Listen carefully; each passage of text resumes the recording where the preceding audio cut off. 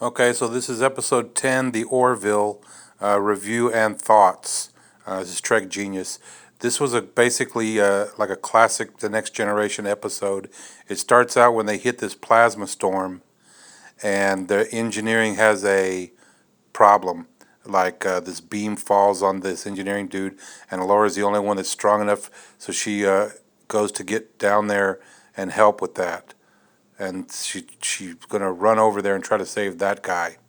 So yeah, there she goes running, and she gets there like maybe not quite in time. Well, when she gets there, some other stuff starts happening. So anyway, they basically set it up where she doesn't do anything, and she just like freaks out when she sees that fire, and she freezes. And so this episode concentrates on her not saving that guy. Dies right there. His name's Payne, Lieutenant Payne, and she's really freaked out about it. And they have the funeral, and the chief of engineer, this version of Scotty, gives a pretty nice eulogy. I thought it was kind of short, but it did the job. It was pretty much what you'd expect, just like The Next Generation. This show goes along the lines of The Next Generation very closely, except it has jokes all over the place, which of course you know because you watch it. And I think this was the most dramatic episode, more dramatic than the one with the doctor and her kids, where they almost get killed because someone actually gets killed in this one. I thought it was a very good episode. Unfortunately, we're going to have only two more episodes new this season, which really sucks balls, as the redheaded guy would say. So, yep. So she's in. I was totally wrong on my preview prediction. She's in the holodeck or the simulation, and they show up and be like, "Hey, it's 3 o'clock. We're due for this." It was kind of funny. You never saw that happen in The Next Generation, by the way. They always seemed like the holodeck was always open. I'd be in there all the time. Wouldn't be doing nothing else. I'd be fired from Starfleet, and probably the Union too. And so yeah, she's in there. She's in the boxing. She's trying to get her over the emotion of that she couldn't deal with the freezing. So she's fighting with herself to see what the problem is, like to get deep down with it. And Robert Picardo comes here as a cameo as her father. I thought his role was going to be a lot bigger. I was real wrong about that too. No, actually, I was right about him. Excuse me. And he looks pretty funny with those big ears. But you know, he did his job. He usually does. Plays it low key and whatnot. I don't know who the actress is that played her mom. She has a heart to heart with him, telling him she's quitting, and they say no. You should just go ahead and tough it out. And I guess this is where she gets the idea that makes the rest of the episode possible. And when she leaves talking to her father, it's really weird because this clown appears in the hallway when she's going, and this clown was kind of scary. Like he lurches at her, and that's what was scary. The way he attacked her or tried to attack her, he like lunges at her super quick.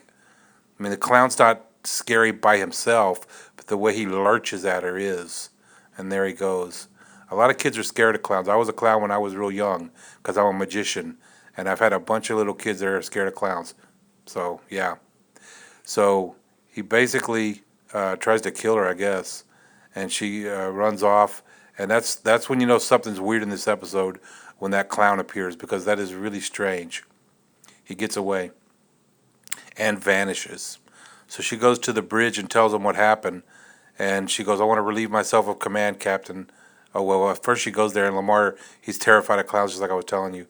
And he goes like, "What is a clown? You know, big floppy feet and red hair and a big nose."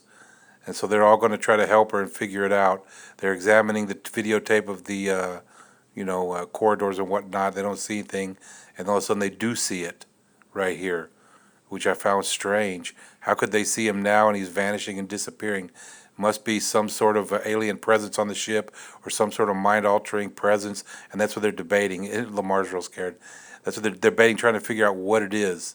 Well, they can't figure it out because it's none of those things. What it is Laura has made a program in the holodeck to figure out why is she scared. Her parents told her that there was a fire when they were young, and that it scared her real bad, and that's probably why she's scared. So she finds that clown and kills him with like a Klingon disruptor type thing. And Lamar goes, "Is he really dead? You make sure? All right." He was scared. And so the other weird stuff happens after the clown. Kelly there almost falls out of space like Picard did in that one episode where he opened the door. It's almost the same exact thing. Well, Laura's there to save her, though, and she does.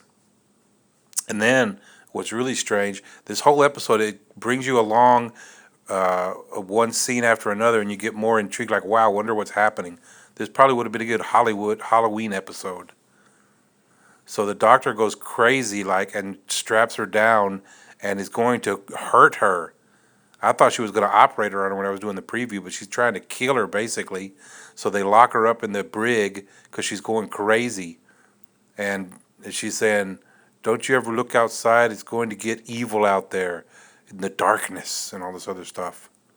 I didn't know what was going on here, but I knew something weird was going on because all kinds of weird shit's happening. It's a really good episode like that. It's a mystery. And then, we're going to find out what the problem is in the end. But then spiders appear. What happens next, the weird thing that happens next in the briefing room, and they all run away. And Malloy is real scared of spiders. Well, guess what happens? Malloy is about to be eaten by a spider.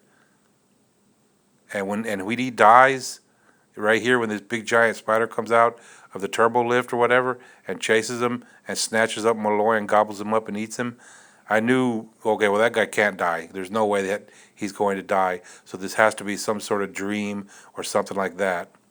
And the end was a little bit disappointing when you found out she was just running a holodeck program so that she wouldn't be scared. And it turns out the Isaac there is the one that helping her. She gave Isaac an order to complete this holodeck program. Don't let me turn it off. I want to find out my fears.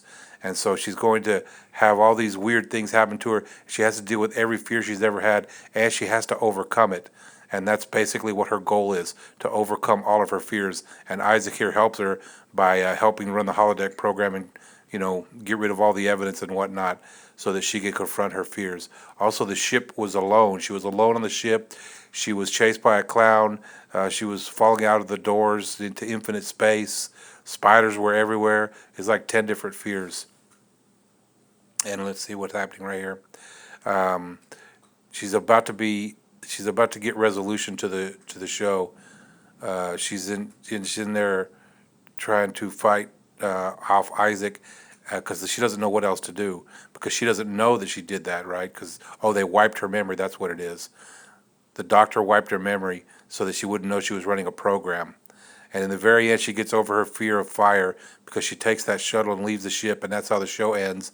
When she leaves the ship in the shuttle and goes through the fire and confronts every fear she's ever had, then it's the end of the show. It was a really good character-building episode. All of the characters were built off, especially Lara Katan, and it was also very funny. What were your thoughts on this episode? Comment below and subscribe. I'm going to do a top 10 Orvilles when the break's coming, and also a top 10 of Star Trek STD, and do all kinds of different reviews. So make sure you subscribe. Trek Genius over and out. That's it. Subscribe to this channel. It means a lot to me. Well, not really, but it means a lot to someone, I'm sure. Also, if you like what you just watched, you can see even more content on the Fox Now app. Don't say I ever gave you nothing.